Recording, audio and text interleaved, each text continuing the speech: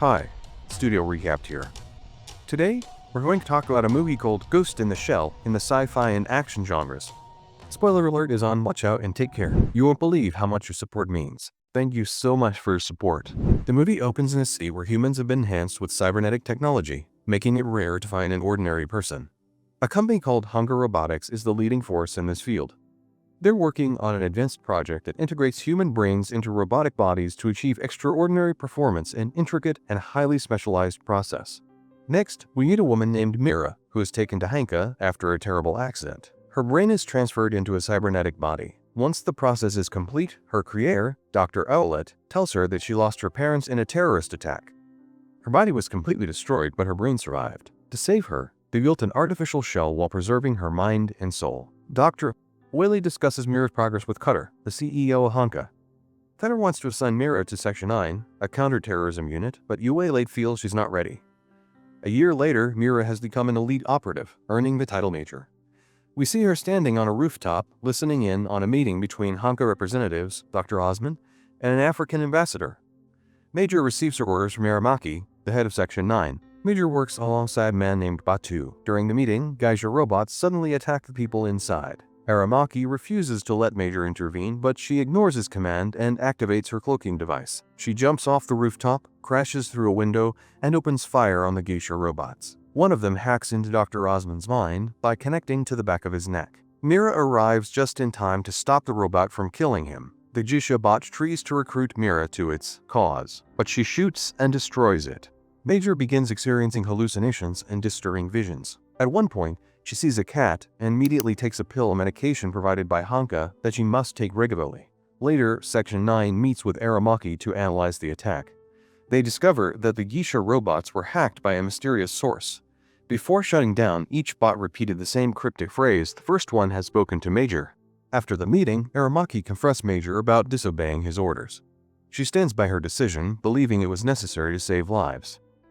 Aramaki warns her to keep her ghost inside her shell and follow orders. Later, we see Major and Batu driving through the city.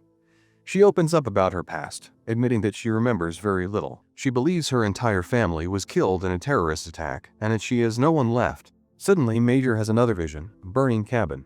Her body is damaged, so she visits Dr. Olet for repairs. Frustrated by her lack of memories, she confides in Willie about her hallucinations. Willet reassures her that everything is fine and insists she must continue taking her medication. However, her suspicious behavior suggests she's hiding something and may be controlling Major in some way.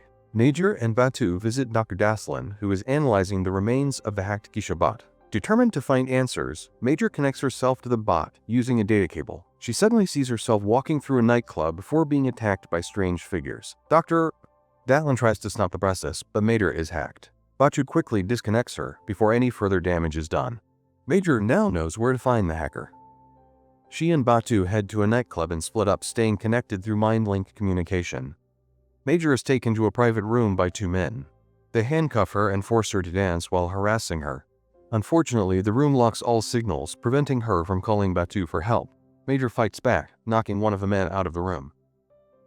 Batu sees the man and immediately opens fire.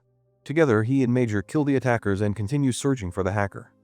Major has another hallucination of a burned cabin. She spots a suspicious room, sensing it's a trap. A bomb suddenly detonates. At the last second, Major pushes Batu out of harm's way, saving his life. Severely injured, she wakes up in Oi's lab while her body is being repaired. The doctor explains that the explosion blinded Batu, and we see that cybernetic eyes have been implanted to replace his damaged ones. Meanwhile, Cutter meets with Aramaki and starts making threats. However, Aramaki warns him that he answers to the Prime Minister, not Hanka. Later, Dr. Deflin examines the body of the Geisha robot and discovers a file named Project Secure 2571. She realizes she stumbled upon some highly sensitive information, but as soon as she tries to access the file, a hacker detects her presence. Sensing the danger, she quickly leaves her car. However, before she can escape, the hacker brutally kills her by gouging out her eyes. The next day, Section 9 finds her body. Major retrieves a drive for a corpse, which contains a list of other Hanka employees. It turns out that everyone on the list was marked for death, including Yue. The team believes she is the next target. In the next scene, we see two men sitting in a truck, eating. But in reality, they're being controlled by a hacker who makes them crash their truck into Wale's car. Alwelate survives the crash, but as she tries to escape, the two men step out and open fire on her. Just in time, Major and her team arrive. They shoot at the two men, and Batu takes down one of them. Major chases the other one using her cloaking ability to stay invisible. She engages in a fight with him until Batu arrives and stops her. Once the hacker's control over the man is severed, he is taken in for interrogation. During questioning, the team realizes that the hacker has been implanting fake memories in people's minds. For example, the man believed he was waiting for his daughter, but in reality, he didn't have a child at all. The hacker, who goes by the name Kuz, speaks through the man and threatens Section 9. Meanwhile, the team traces Kuz's signal to a hidden location. Before they can act, Kuz forces the worker to hang himself with a cable. Section 9 then arrives at Kuz's hideout. They storm inside, opening fire while Major moves separately and discovers a hidden room. Inside, she finds Kuz connected to a network of other cybernetic bodies. She realizes that he has been using people to create his own network. As she approaches, she starts experiencing more hallucinations. Suddenly, a group of attackers ambushes her, knocks her out, and locks her in a room. Kuz then approaches her and confesses that he was one of Hanka's test subjects. But when the experiment failed, they discarded him like trash. As Major continues to hallucinate, Kuz tells her that Hanka has been controlling her entire life. He even reveals that the drugs she takes are meant to suppress her real memories. He urges her to stop taking them. Before she can process everything, Section 9 arrives, forcing Kuz to flee. Now determined to uncover the truth, Major separates from her team and goes to confront Yue about the secrets being kept from her. Oile finally confesses. There were 98 failed experiments before Major. This means that Hanka had exploited 98 people before her, and Kuze was telling the truth. He was one of the previous test subjects, but because his body rejected the cybernetic enhancements, the company moved on to the next one her.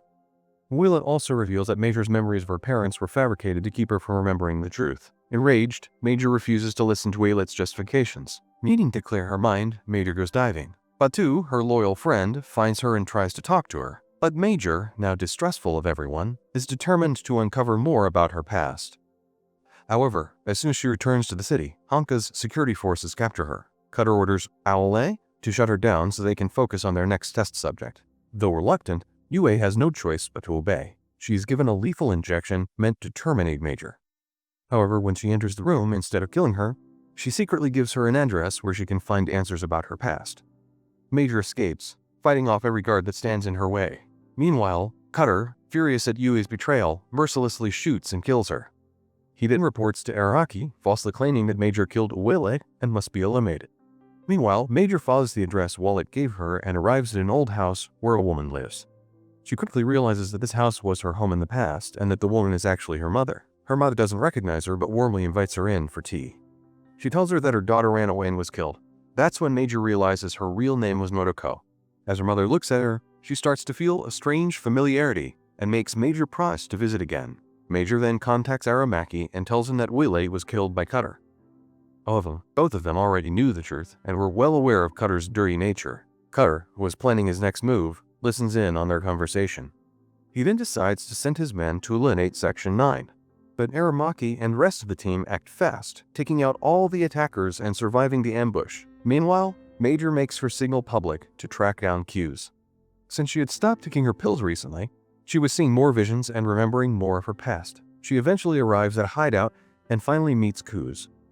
That's when she realizes that Kuz's real name was Hiyeo.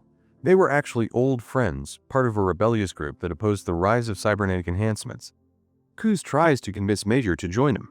Just then, a hideout explodes and Kuz gets injured.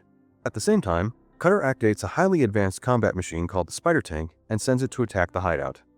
Cutter himself takes control of the tank. Major tries to fight back and shoots at the tank, but Cutter fires powerful missiles one after another.